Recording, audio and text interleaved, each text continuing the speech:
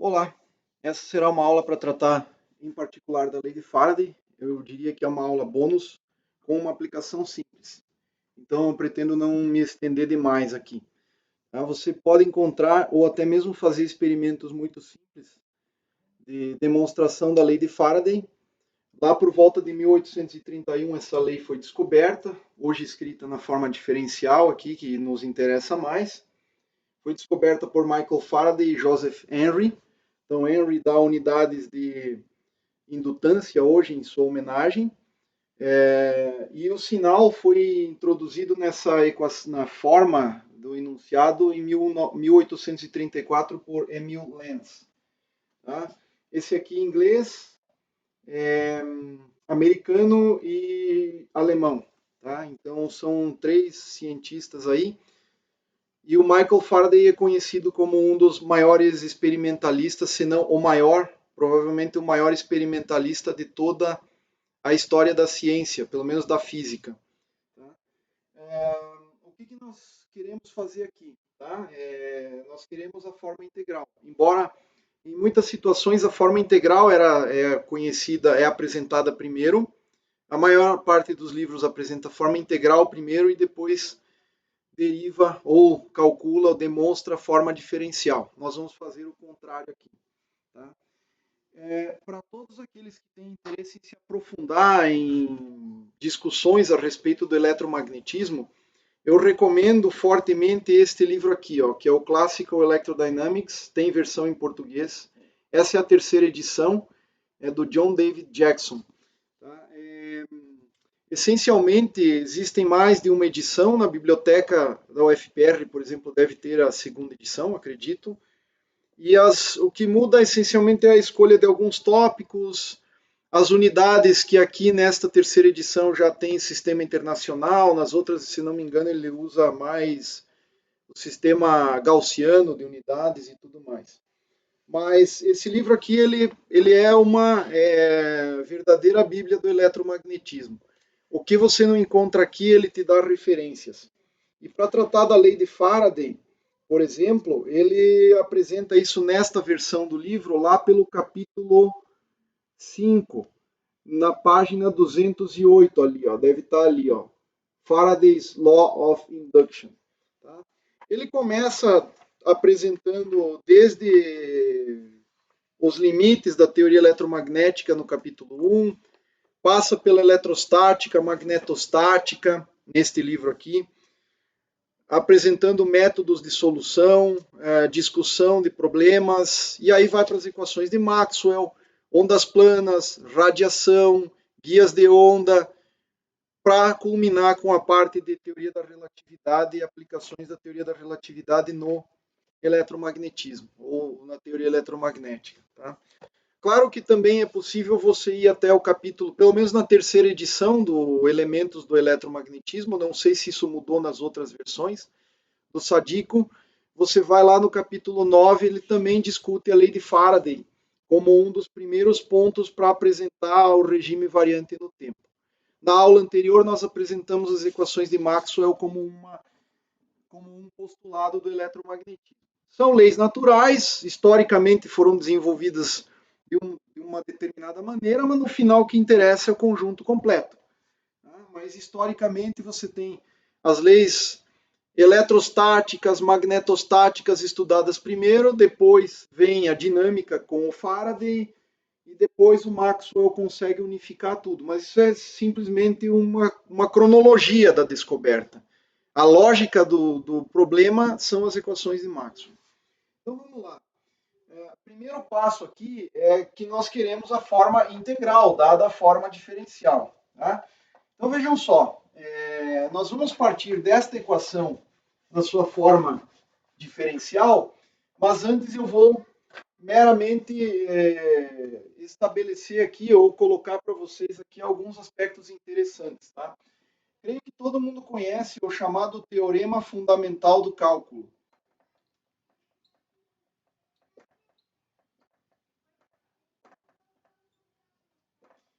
O teorema fundamental do cálculo, ele te diz que a integral de uma derivada de uma função, integrado sobre a variável de integração dx, dA até B corresponde à integral da derivada é a própria função avaliada nos extremos. Então, f de B menos f de A. Esse teorema aqui estabelece que a integral de uma derivada dentro de todo um domínio, aqui você teria uma reta, né, x, e aqui você teria a função variando, f de x. A integral da derivada, você tem também aqui a derivada de f de x, né, teria uma outra função, deixa eu tentar colocar uma função mais simples, digamos que fosse uma função crescente dessa forma, você teria uma isso aqui seria f de x, você teria a derivada em cada ponto, né, você teria a df de x em cada x. Se você integrar a derivada desta função no intervalo entre a e b, o que interessa é só o valor da função aqui, nesse ponto, e o f de a aqui, e o valor da função nesse ponto aqui é f de b, certo? Então, o que interessa, no fim das contas, é o valor da função entre nas fronteiras do domínio, ok? Né? Só nas fronteiras. Generalizações desse cara aqui incluem, tá? Generalizações. Tem outras, mas para mais dimensões do que uma única dimensão, incluem o teorema de Gauss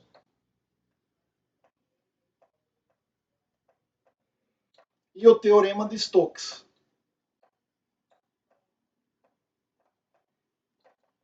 Né?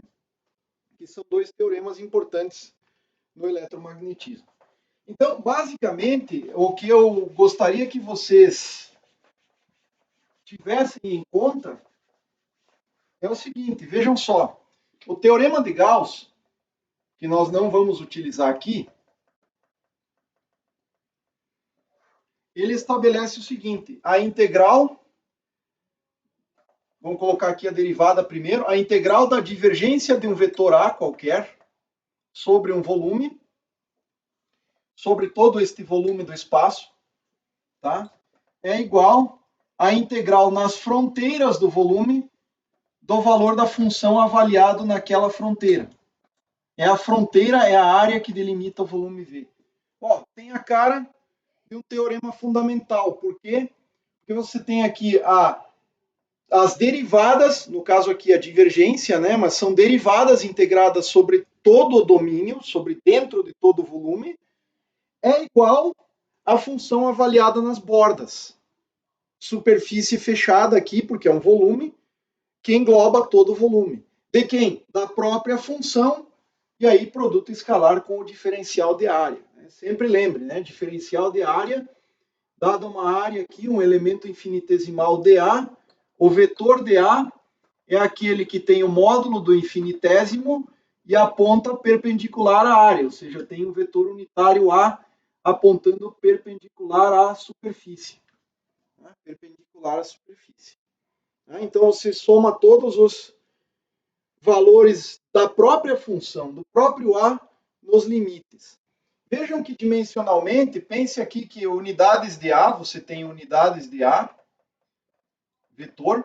Dimensionalmente aqui você tem, se fosse volume, né, em metros cúbicos, você tem 1 sobre metro aqui, que é o nabla.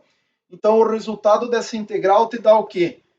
Unidades de A vezes metro quadrado. Ó, aqui o que nós temos é exatamente unidades de A vezes unidades de área, que é metro quadrado. Dimensionalmente fica correto aqui. E o detalhe é que isso te permite transformar uma integral tripla numa integral dupla ou vice-versa. O preço a pagar é que você, para ter a integral em n dimensões, a custa de você levar de n menos uma, né? Área é dx dy, volume dx dy dz. Dx dy é uma das componentes, né? E aqui você teria dx dy dz. O preço a pagar é que você precisa conhecer as derivadas dentro de todo o domínio. Aqui você precisa conhecer a função somente nas bordas. Mas, dependendo do problema, é mais fácil avaliar essa integral aqui do que aquela. Em muitas situações, sim. Tá? E o outro que nós vamos aplicar agora é o chamado Teorema de Stokes. Ele também é um teorema fundamental que conecta integrais de dimensões n e n-1. No caso, você teria aqui o rotacional de A, ponto diferencial de área, sobre uma determinada área que é delimitada por um certo caminho C. É uma área delimitada por um certo caminho C, ou você poderia simplesmente colocar aqui área, tá? E isso tudo aqui é igual a integral.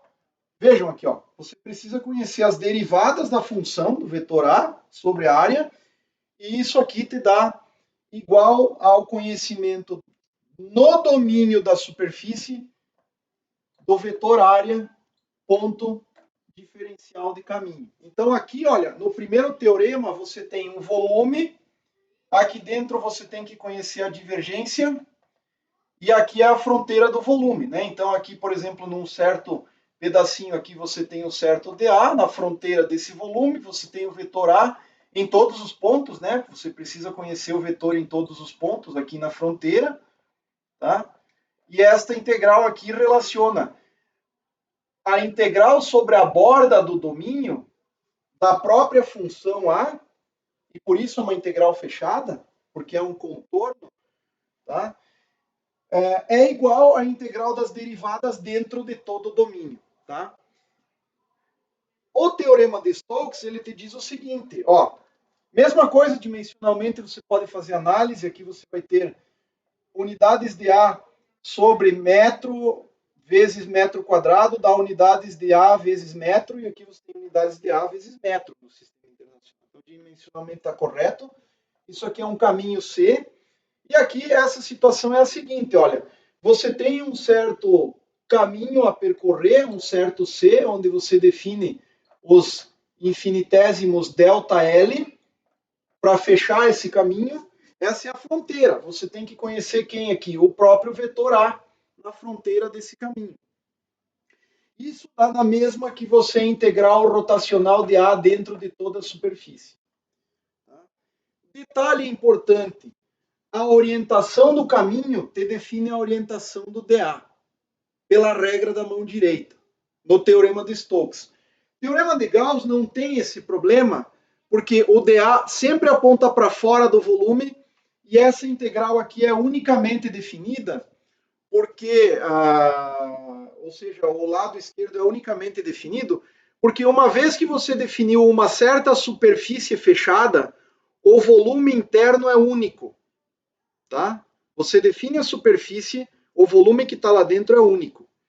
Aqui não, se você define um caminho fechado, a superfície que é contida por este caminho não é única. Exemplo, você pode pegar um disco circular, um disco mesmo, se você tiver um disco, aqui no caso do teorema de Stokes, um disco, tá? Esta aqui seria a superfície do disco, você poderia ter esse caminho aqui, ó. Regra da mão direita, o vetor dA, em cada pedacinho aqui, o dA vai apontar para cima. Por quê? Porque o dL aqui está majoritariamente indo para lá, então você tem o dL aqui, DL aqui, e você seguiu esta orientação, regra da mão direita, os DAs, infinitesimalmente você pode definir microcaminhos, e esses caminhos te dão um DA que é a regra da mão direita apontando para fora da superfície, tá?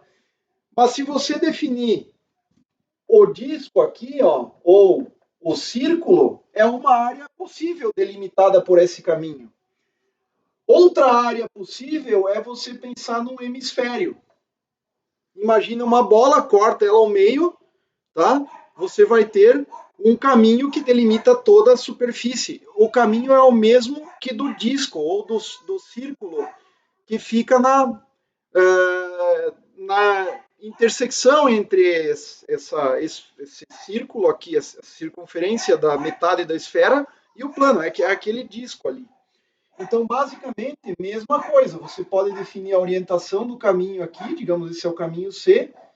O DL vai apontar sentido pelo sentido regra da mão direita, de novo. Então você vai ter os DLs. E esses DAs aqui apontam para fora, digamos. Tá? Mas de forma que a componente que fica perpendicular à projeção sobre o plano que contém esse caminho, poderia não ser um caminho num plano também, é dado pela regra da mão direita. Então você teria os DAs. No teorema de Stokes, escolhido um caminho, existem infinitas superfícies delimitadas por aquele caminho. Entre o círculo e o hemisfério existem infinitas outras superfícies, porque você pode ir deformando o círculo até ele chegar a ser uma metade de uma esfera. E você poderia pegar um caminho completamente uma superfície completamente arbitrária, desde que as bordas dessa superfície sejam aquele caminho que você escolheu, a igualdade vale. Tá? Então, superfície fechada define um único volume. Então aqui não tem nenhum problema. Aqui, caminho fechado define infinitas superfícies delimitadas por aquele contorno. Tá? Um outro exemplo, você poderia definir um caminho circular, pegar um cilindro e aí uma tampa em cima. Poderia, aberto, né? Aqui, veja, aqui a superfície é aberta, aqui a superfície é fechada. Tá? Então aqui é importante, a superfície fechada, volume contido lá dentro.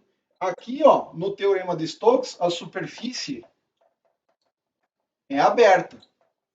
Quem é fechado é o caminho. Caminho fechado. Ok? Bom, então o que nós vamos fazer? Nós vamos aplicar esse teorema à lei de Gauss. Desculpa, à lei de Faraday.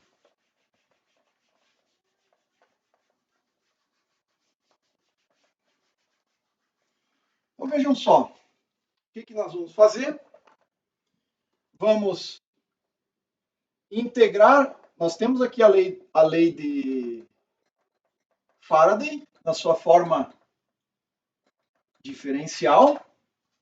Nós vamos integrar esta dos dois lados em relação a uma superfície,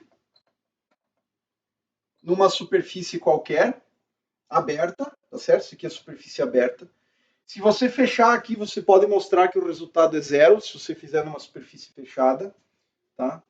Isso é uma propriedade, derivada da identidade que diz que divergência de um rotacional é zero.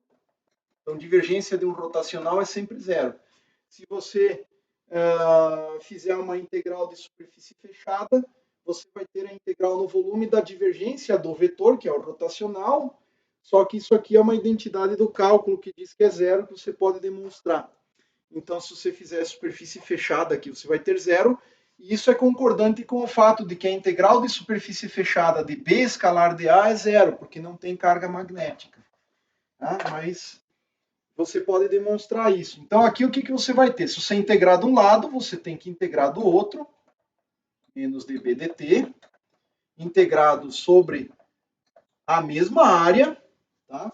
Só que do lado de cá, eu posso aplicar Stokes. Escolhida a área, a integral do rotacional é igual à integral de caminho fechado do E escalar de L, tá? Por causa do teorema de Stokes. E isso aqui é igual, ó, vejam só, o menos eu posso jogar para fora. A derivada parcial que atua sobre as coordenadas temporais apenas, note que o P é um vetor que depende do espaço e do tempo, então a derivada é parcial.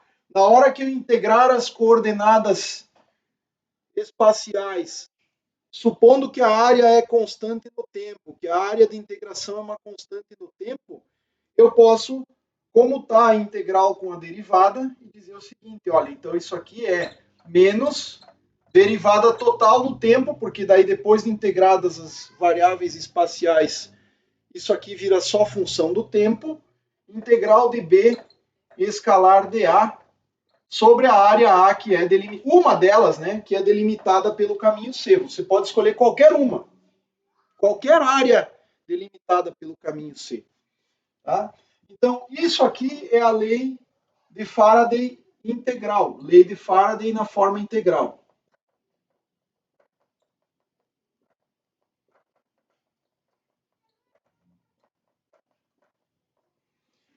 Alguém pode fazer uma objeção. E se a área variar no tempo? Aí você não pode tirar diretamente essa derivada em evidência, mas é possível. Essas demonstrações eu vou poupá-los, mas existe tanto no livro Elementos do Eletromagnetismo do Sadico, quanto na página 208 que eu mencionei aqui, do livro do Jackson, Classical Electrodynamics, existe toda uma discussão de como que você faz para sair desse imbróglio. Tá? E isso aqui é meramente equivalente a uma transformação de referencial, mas está tudo deduzido aqui. Então, a lei pontual é sempre essa daqui. Ó. A lei diferencial, você teria eventualmente efeitos de área variante, mas aqui a derivada total pega todo esse efeito. Aqui, por simplicidade, eu disse, olha, suponha que a área não varia no tempo, então você pode jogar diretamente para fora a derivada temporal, porque ela só age sobre B. Mas se alguma coisa acontecer de a área variar no tempo, esse fator aqui já leva em conta tudo. Né? A dedução propriamente dita de como que você sai dessa derivada total para a forma pontual ser essa aqui, independente desse fator aqui, área variar ou não no tempo, e os limites também, o caminho expandir, por exemplo, é, é uma dedução que tem aí, que está relatada nos livros texto por aí. Eu vou poupá-los de fazer todos os passos aqui. Então, essa é a forma integral da lei de Faraday. E é nessa que a gente vai trabalhar agora. Só um detalhe: essa quantidade aqui, integral de E escalar de L, ela é denominada de força eletromotriz. Força eletromotriz. E ela é igual ao negativo da derivada temporal de uma quantidade que é chamada de fluxo magnético. Tá? Então, o fluxo magnético, notem bem, é uma integral aberta. Se você fechar esta área da zero, é uma integral aberta numa área que é delimitada por um caminho C de B escalar diferencial de área. Tá? Então é isso. A ideia do Faraday, originalmente, para deduzir esse resultado empírico, era que, se, pelas descobertas de Ørsted, se campos elétricos produzindo uma corrente elétrica e a corrente elétrica gera campo magnético, será que campos magnéticos produzem campo elétrico? Esta era uma pergunta. O Faraday estava preocupado com a simetria da natureza. E o que ele descobriu é que, sim, só que não exatamente do jeito que ele esperava, ele percebeu que só quando variava o campo magnético, no tempo, é que variava, é que aparecia um campo elétrico. Né? E esse campo elétrico dado de uma forma integral por um valor força eletromotriz. Agora, o importante, tá? A orientação desta integral aqui tem que ser compatível com a orientação deste caminho. Tá? Se você orientar o caminho desta maneira aqui, os DAs, então esse é o DL, esse é o caminho C, os DAs têm que ser compatíveis pela regra da mão direita. Né? É isso que é importante notar, ou seja, a orientação do DA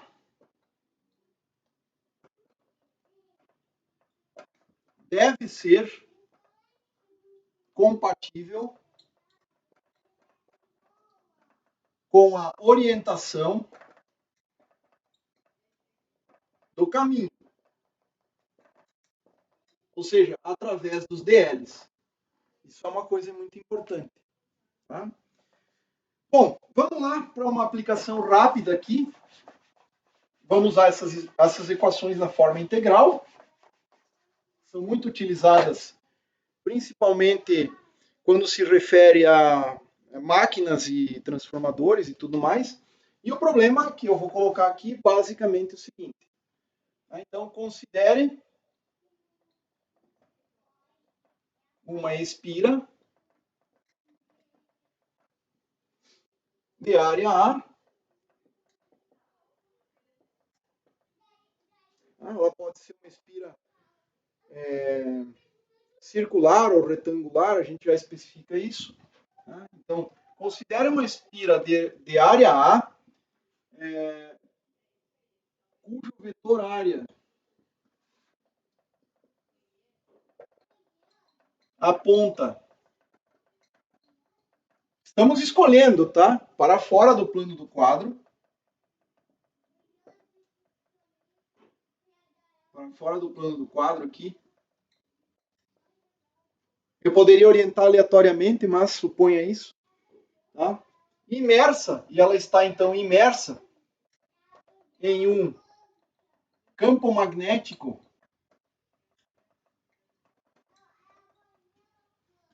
que pode ser considerado então aqui localmente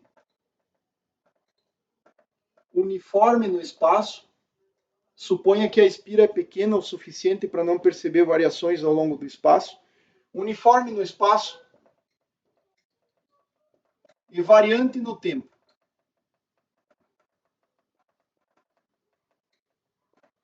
Dado pela expressão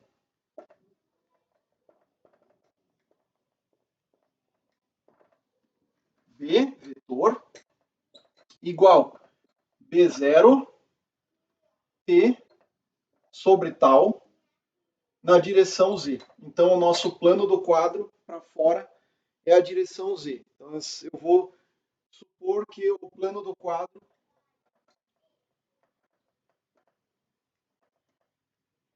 aqui é o plano XY. Ou seja, para cá é eixo Y, para lá é eixo X, e apontando para fora do plano do quadro é o eixo Z. Esse é o nosso sistema de referência. Tá? Então, existe uma espira aqui, existe uma espira. Suponha uma espira retangular, não importa muito, tá? Não importa qual é a... Vou até colocar uma espira circular para fazer ficar mais simples aqui o desenho.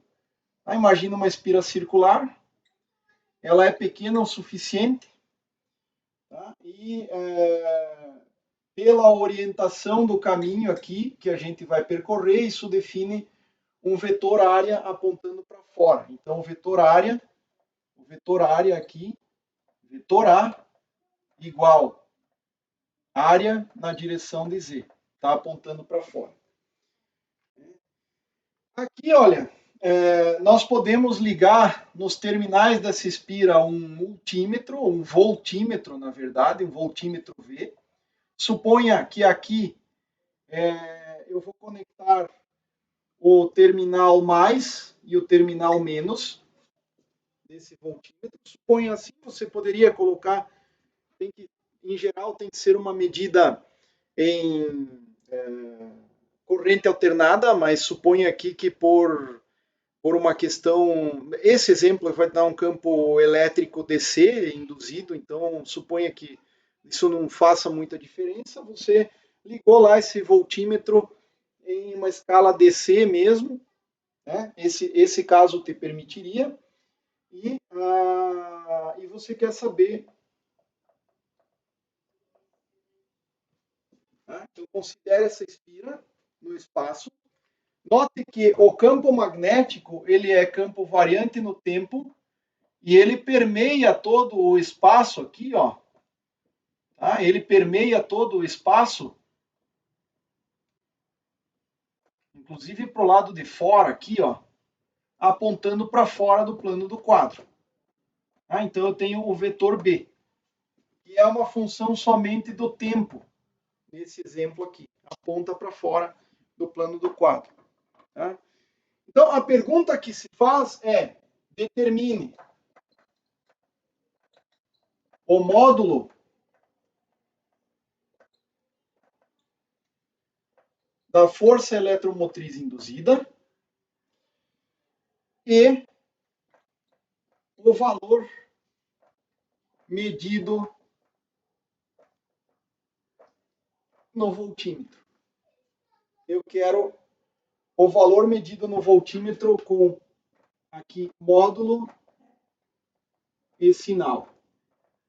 Eu quero saber o sinal da força eletromotriz induzida medida no voltímetro. Tá? É o valor que o voltímetro está medindo. Você pode orientar a sua referência aqui no voltímetro arbitrariamente, a sua escolha. Tá? Então você pode, se você errou a direção do campo, você está eventualmente tendo um sinal menos do campo induzido ali, né? Bom, enfim, então a pergunta é essa aqui. E esse é o exemplo simples que eu gostaria de mostrar a vocês. Então, este é o problema, notem bem. Nós temos uma espira, ela está orientada com o vetor área paralelo ao campo, não é paralelo ao menos dBdt, que é o que interessa, mas ela foi orientada dessa maneira. Então, o campo magnético é esse valor aqui. Ele varia no tempo, tá? Ele está variando no tempo, crescendo linearmente com o tempo. E eu quero saber quanto vale o valor medido aqui, induzido nessa espira. Então, nota o seguinte, se você pegar um caminho qualquer arbitrário no espaço, a lei de Faraday é válida entre e um campo elétrico que vai estar presente nesse espaço. O que a espira faz? Ela mede, ela é o seu sensor. Por quê? Porque se tem um campo elétrico presente aqui no espaço, veja só, o campo elétrico vai pegar as cargas do condutor, é uma espira condutora, aqui é bom colocar condutora, tá? Então ela vai pegar as cargas do condutor e vai colocar em movimento. Quem? O campo elétrico induzido. Mas você pode aplicar a lei de Faraday aqui. Aqui também teria um campo. Se você quiser aplicar a lei de Faraday num caminho fora da espira, vai existir um campo elétrico aqui em torno, ao longo desse caminho? Vai também. Tá? A lei de Faraday é uma lei entre campos. O fato da presença do condutor aqui, ó, essa aqui é a espira, o fato de ter a presença do condutor faz com que, na prática, você esteja colocando cargas elétricas na presença de um campo, elas sofrem a força de Lorentz e elas vão ser empurradas pelo campo até chegar aqui nas bordas. Ó. Aí, não sei o que vai dar aqui, mas digamos que acumulou carga positiva aqui, ó, e negativa aqui. Por quê? Porque os elétrons, eles saíram daqui, andaram e chegaram até aqui. Não pode ir embora do condutor.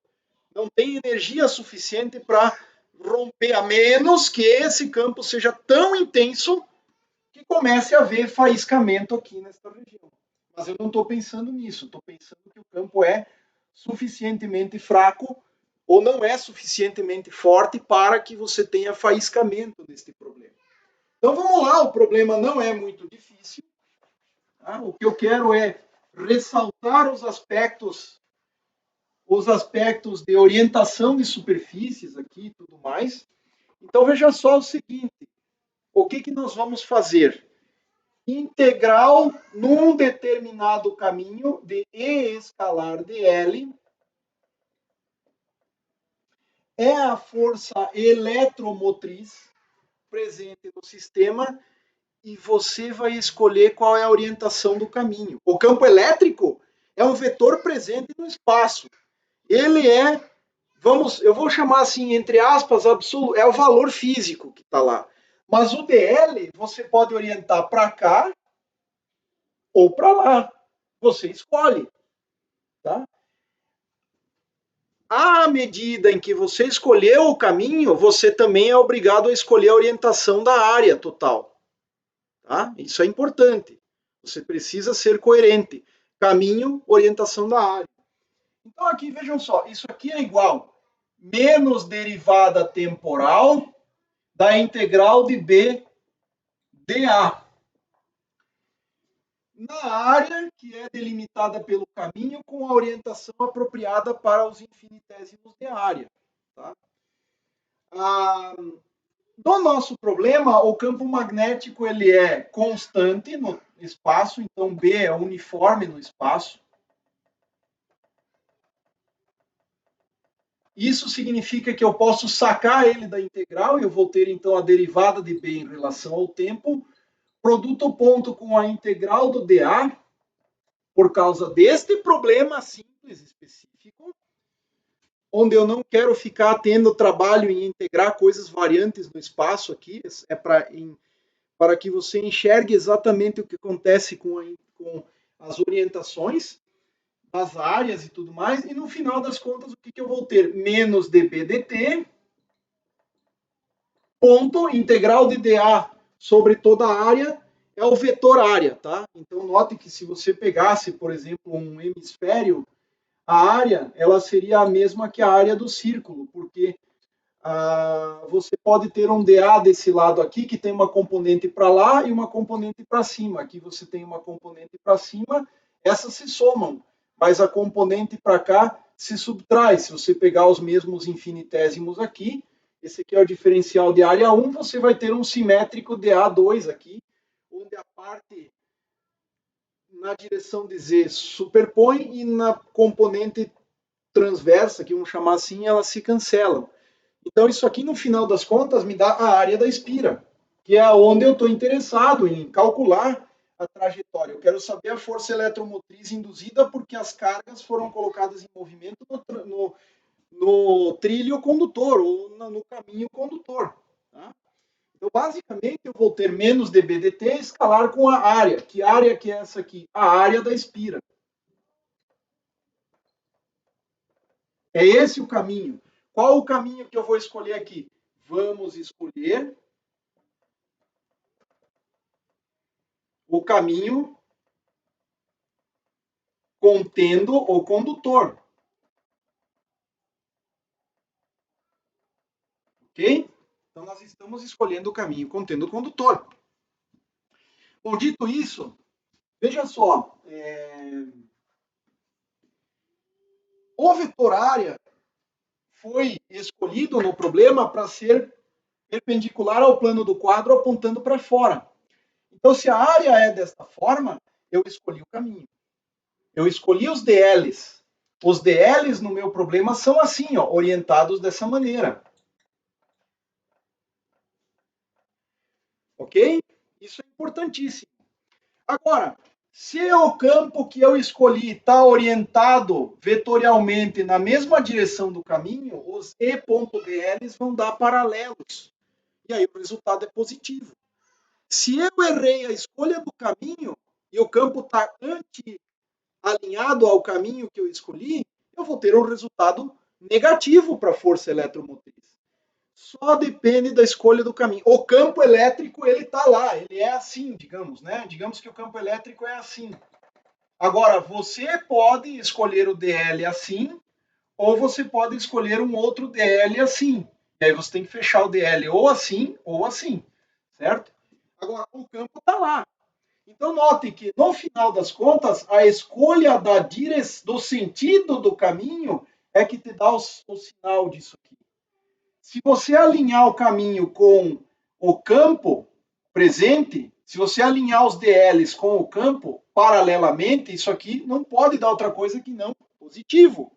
Se você escolher o caminho no sentido errado, vai te dar negativo esse número aqui. Isso é um ponto da lei, tá? Da lei de Faraday. Então, vejam só, o que nós vamos fazer aqui?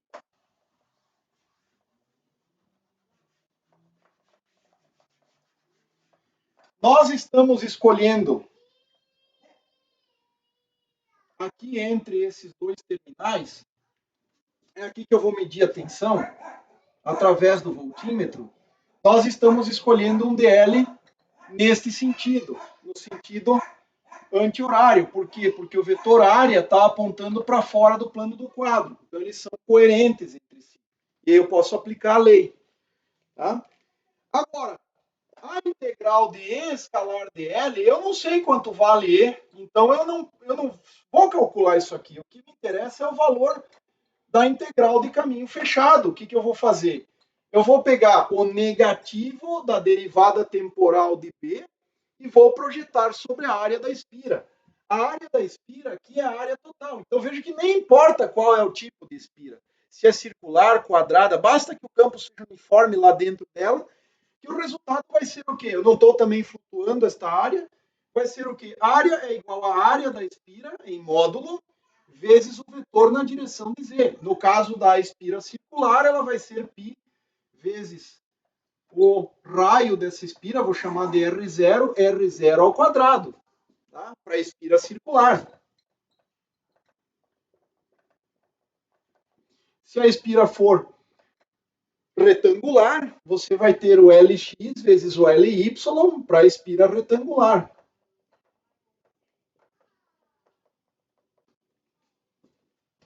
E ao final é menos quem? dB dt. Quem que é o B? É um B0 sobre tal vezes T, derivada de T em relação a ele mesmo é o próprio, 1, é 1, né?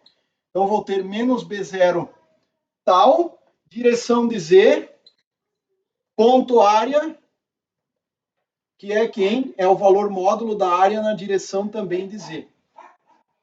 E isso vai me dar, então, que a força eletromotriz vale menos B0 área sobre tal. O que significa isso? Significa que o campo elétrico ele está para cá, ó. Ele está contrário ao caminho. Tá? Não sei quanto vale o valor desse campo, mas eu sei que eu escolhi a orientação do caminho contrária à do campo. Tá? Então, vejam só, esse aqui é o valor da força eletromotriz induzida, em módulo. O módulo disso, módulo da FEM, igual B0 sobre tal, vezes a área da espira. Unidades, volts. Tá? Volts. É medido em volts. Então, B0, área sobre tal. É importante notar o seguinte, tá? Esse campo magnético aqui, ó, o campo magnético, veja só, me permitam apagar essa parte aqui. Tá? Esse campo magnético, quando você olha ele no tempo, tá? B, Z, só tem componente Z como função do tempo, é um campo que cresce linearmente. Tá? Em tese, ele iria de menos infinito a mais infinito. Isso na prática não é possível. Então, onde que essa lei estaria sendo aplicada? Olha, dentro de um certo intervalo temporal no qual, em tal, o valor do campo se estabelece como sendo B0. Em zero, o campo é zero, e depois esse campo lá para frente vai cair, provavelmente. Aqui também ele não existia. Então, você está dentro de uma região que te permite dizer, olha, dentro de um certo intervalo grande de tempo, o campo pode ser representado por B0T sobre tal. Eu não estou olhando aqui, ó, onde o campo vai cair. Normalmente você teria uma função dente de serra ou alguma coisa assim. Então você está dentro daquela região onde ele está subindo. Isso é importante notar, tá certo? Então você teria de fato alguma outra, em algum lugar esse campo cai, né? Não tem como o campo crescer a infinito, né? Então isso naturalmente você estaria com um dente de serra aqui. A outra coisa importante é, vejam só, quem é o vetor menos dB dt?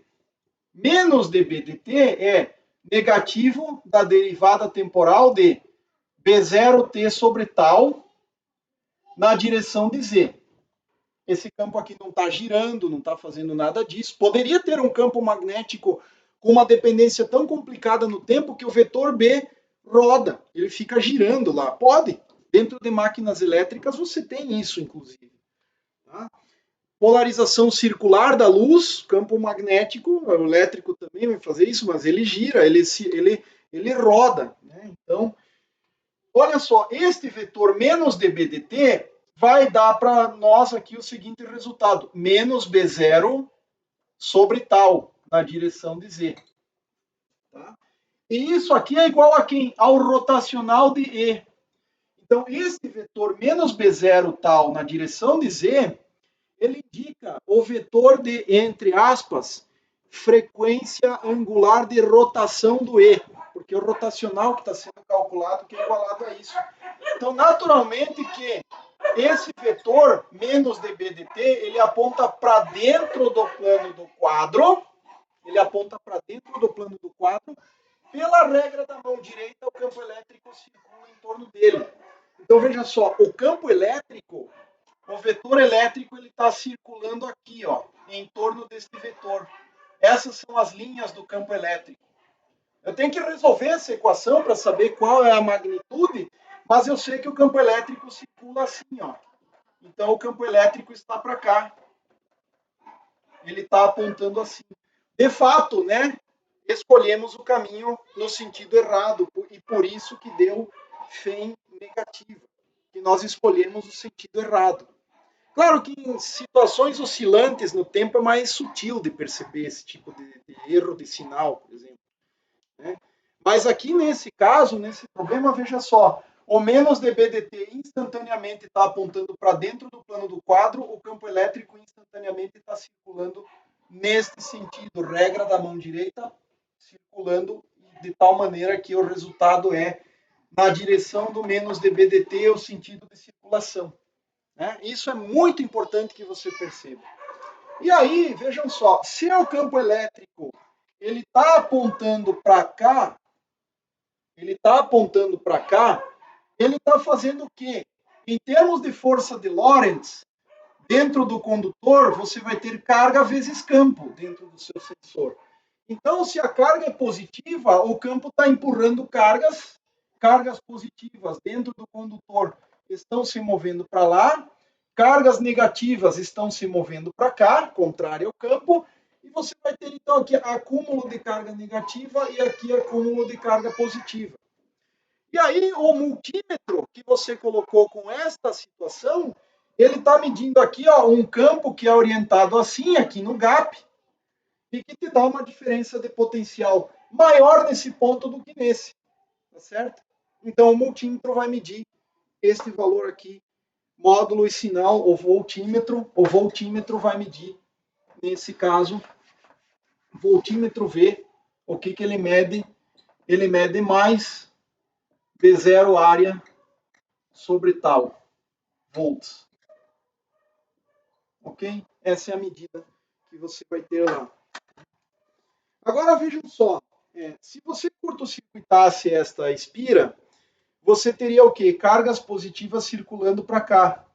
Isso produz uma corrente elétrica.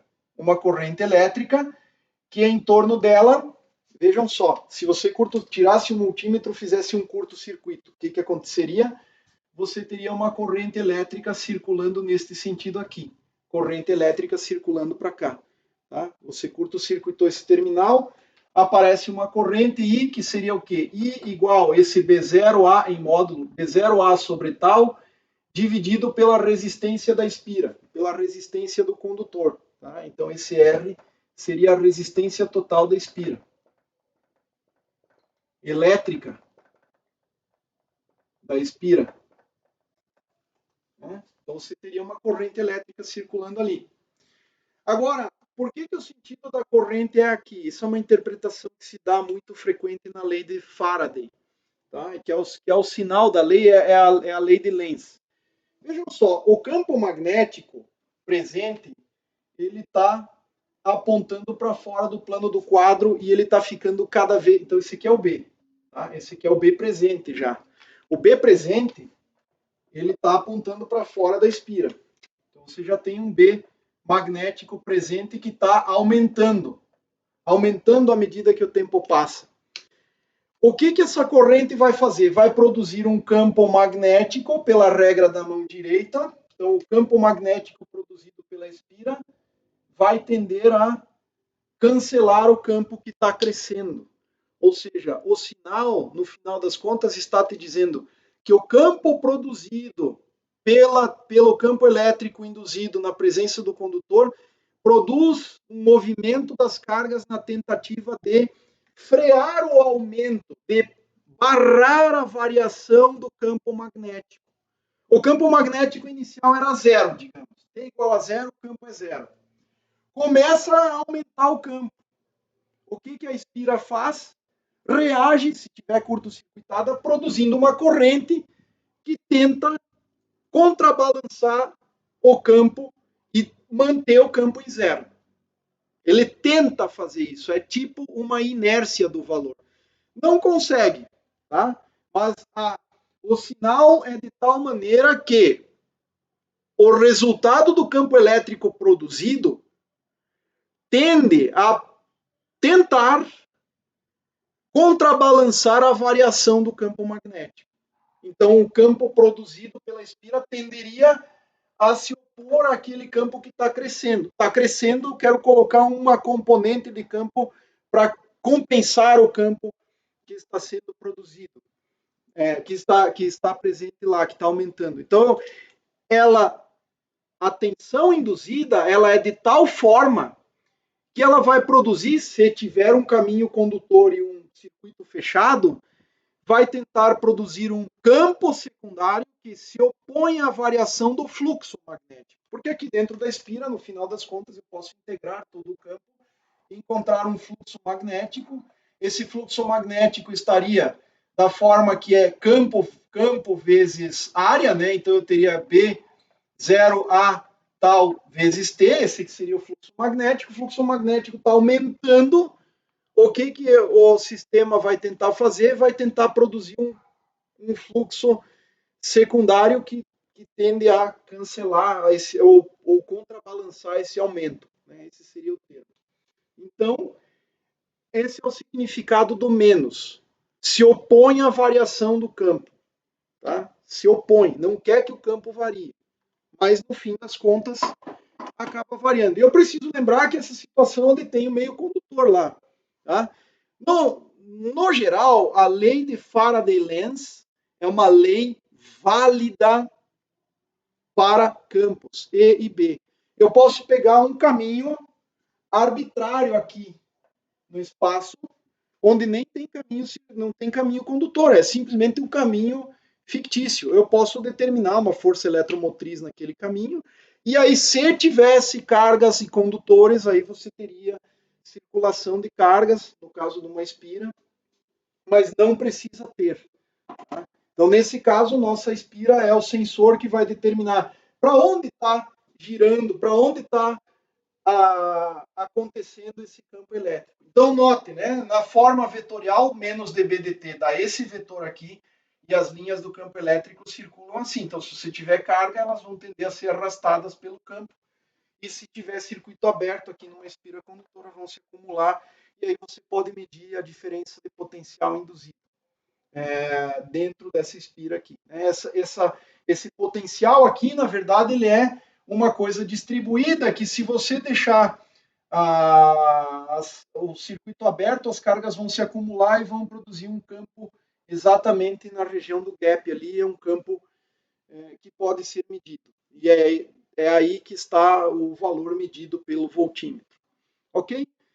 A lei de Faraday era mais para você ter uma noção. É claro que as aplicações são inúmeras e o escopo desta disciplina é focado em ondas eletromagnéticas, então a gente vai usar a forma diferencial das equações para tratar de ondas.